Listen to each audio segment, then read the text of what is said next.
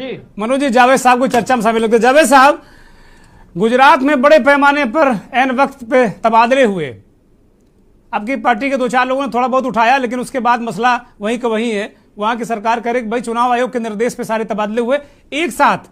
1000 तबादले बहुत होते हैं भाई, चुनाव से ठीक पहले। मैं ये नहीं, कोई अवधि नहीं दे रहा हूं 10 दिन में 15 दिन में, लेकिन एन चुनाव के वक्त में इतने तबादले हुए। और उत्तर प्रदेश में आपने देखा ही है कि समाजवादी पार्टी ने कहा है कि भाई यादवों को भेज रहे हैं फोर्स लीव पर। मनोज यादव सही कह रहे हैं कि भैया चुनाव में छुट्टी कहां मिलती है, और एसडीएम से लेके और सीओ से लेके थानेदार से लेके चौकी इंचार्ज से लेके छाट के यादवों को छुट्टी पर भेज रहे हैं। ऐसे कौन सी सुरक्षा है भाई यादवों से? देखिए जी चौहान साहब, मैं यहाँ पे जाति की बात नहीं करूंगा, लेकिन अभी पिछली डिबेट में एक वरिष्ठ पत्रकार आए थे और उन्होंने बताया था कि साउथ में चुनाव हो रहा है और वहां पे 160 करोड़ की एक असेंबली में शराब बिक जाती है, लेकिन चुनाव आयोग सोता रहता है। चुनाव आयोग को पता ही नहीं है। अब दूसरी, आपने अपनी रिपोर्ट में भी एक जानकारी दी कि जब हिमाचल के चुनाव घोषित हो रहे थे तो चुनाव आयोग अगर गुजरात के कर देता तो फिर ये तबादले कैसे होते। अभी चुनाव आयोग सो रहा है, अभी तबादले या कुछ भी जो गुजरात में है वहां की डेट अभी नहीं आएगी, क्योंकि हमारे प्रधानमंत्री जी का वो गृह राज्य है और साहिब इलेक्शन में व्यस्त है। अभी वो रोना धोना कर रहे हैं और काफी प्रचार कर रहे हैं, रोज उनकी रैली हो रही है। कल बहुत बुरा हादसा हुआ है, बहुत बड़ा हादसा हुआ है, तब भी उन्होंने रैली नहीं रोकी, केवड़िया में वो रैली करते रहे। नहीं, वो कह रहे हैं कि कर्तव्य पथ पर बढ़े रहो, दुख तो है उनको। वो भाई कर्तव्य भी जरूरी है। ठीक, मैं अभी आपको वीडियो दिखा दूं क्या कहा था उन्होंने कर्तव्य में। जब बंगाल में, गुजरात में वो बंगाल में पुल गिरा था, वो क्या कर्तव्य था? वो राजनीति नहीं कर रहे थे। अगर मैं आपको शब्द बता दूं प्रधानमंत्री के, तो जितने भी पैनलिस्ट हैं सब शर्मसार हो जाएंगे। तो हमारे प्रधानमंत्री जी कभी भी प्रधानमंत्री का काम किए ही नहीं है, वो प्रचार मंत्री का ही काम कर रहे हैं। वो प्रचार मोड में है 2014 से। गुजरात में वो कह रहे थे वहां ब्रिज गिराए इलेक्शन से पहले तो जनता जान ले ये भ्रष्टाचार है, ये एक्ट ऑफ फ्रॉड है। तो आज चुनाव से पहले गिराए इतनी जाने गई है, तो ये एक्ट ऑफ फ्रॉड है क्या है?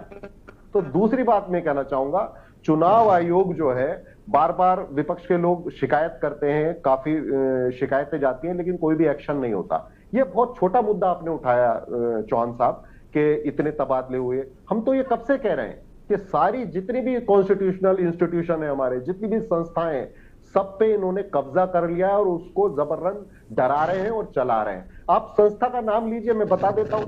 ईडी एक एग्जाम्पल ले लेता हूं मैं, 98% जितने केसेस किए पिछले 8 सालों में वो विपक्ष के नेताओं पे हुए। तो ये भी तो संस्था ही है। इलेक्शन कमीशन तो इलेक्शन ही कराता है। मेरा ये सवाल है कि क्या ये तबादले असर डालते हैं, क्या कोई फर्क पड़ता है इनसे? मेरा ये सवाल है। मंथन आज तबादलों गिर्द गिर्द है। मैं चूंकि छोटा विषय ही उठाता हूं, इसलिए मैं इसको उठा रहा हूं आज। ठीक है, अगर कोई चोर होगा ना तो उसको फर्क पड़ेगा। अगर वो चोरी करता होगा वोट की या गलत तरीके से जीतता होगा, बिल्कुल पड़ेगा उनको। अगर कोई ईमानदारी से चुनाव लड़ता है, मुद्दों की राजनीति करता है, उसको कोई फर्क नहीं पड़ता है। हम तो मुद्दों की राजनीति करते हैं। अगर भाजपा को लगता है इससे करने से वो जीत रहे हैं, तो हो सकता है जीत भी जाए, लेकिन हम ऐसा नहीं मानते, क्योंकि जो सरकारी अधिकारी होते हैं वो अगर रूटीन ट्रांसफर है तो ठीक है, अगर जान के किए गए हैं। आ रहे हैं मनोज जी, आ रहे हैं। जरा जावेद साहब को कंप्लीट करने दी, आ रहा हूं। जावेद साहब कंप्लीट करें जी। अगर रूटीन ट्रांसफर है तो ठीक है, लेकिन अगर जानबूझ के करे गए हैं और उनको पता है कि हमें फायदा पहुंचाएंगे तो गलत है। क्या कर सकते हैं? आज तो हम यही कह रहे हैं ना, सारी जितनी भी संवैधानिक संस्थाएं सब कब्जे में, सबको डराया जा रहा है, विपक्ष के नेताओं को डराया जा रहा है। कौन सा चुनाव निष्पक्ष हो रहा? अभी एसपी के प्रवक्ता बोल रहे थे, आपने जिला पंचायत के चुनाव नहीं देखे पिछली बार क्या हुआ? 1100 कैंडिडेट जो तो निर्दलीय थे और 800 सीटें जो थी सदस्य बने थे वो सपा के थे और 600 बने थे भाजपा के। लेकिन जिला पंचायत परिषद के अध्यक्ष कितने बने भाजपा के? 67-75 में से। जहां पे वो चुनाव हमने देखा है जहां पे औरतों की, महिलाओं की साड़ियां खींची जा रही थी, वो यही हमारे योगी आदित्यनाथ जी हैं जो कह रहे थे। उन्होंने अपने ही केस अपने ऊपर लगे हुए वापस कर लिए, 1995 का केस और 2007 का जो हेट स्पीच केस था। ये तो जिसकी सरकार आती है वो कर ही लेता है। उन्होंने कोई नया अनोखा काम थोड़ी कर दिया, सारे लोग करते हैं अपने नेताओं के। आप खुद ही, आप अपने जज बन जाओगे खुद ही। आप दूसरा करे कोई तो मान लिया जाए कि मुख्यमंत्री ने मंत्री के केस हटा दिए, आप खुद ही जज बन जाएंगे। हेट स्पीच का केस है, उसमें क्या कह रहे हैं चीफ सेक्रेटरी कि होम स्टेट हमें परमिशन नहीं दे रहा है, कोर्ट को बता रहे हैं कि इसको प्रोसिक्यूशन इस केस का किया जाए।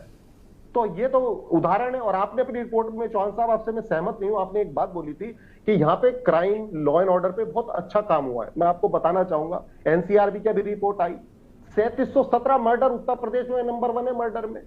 लखीमपुर नहीं, मैंने ये नहीं कहा, आप सब गलत शब्दों का इस्तेमाल आप कर रहे हैं।